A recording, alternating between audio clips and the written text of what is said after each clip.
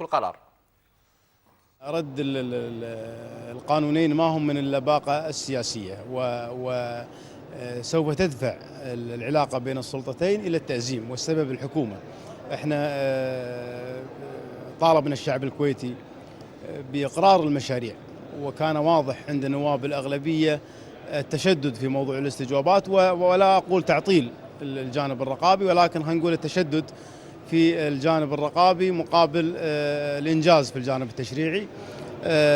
المجلس قام بإقرار مجموعة من المشاريع اللي يطلبها الشارع الكويتي بالتعاون مع الحكومة، وهذا الكلام يجعلنا نتعامل مع حكومتين، حكومة خفية وحكومة وهي التي تدير أمر البلاد، وحكومة معلنة مسلوبة الإرادة، يعني فقط أنها تحضر معنا في قاعة عبد الله السالم، ولكن القرار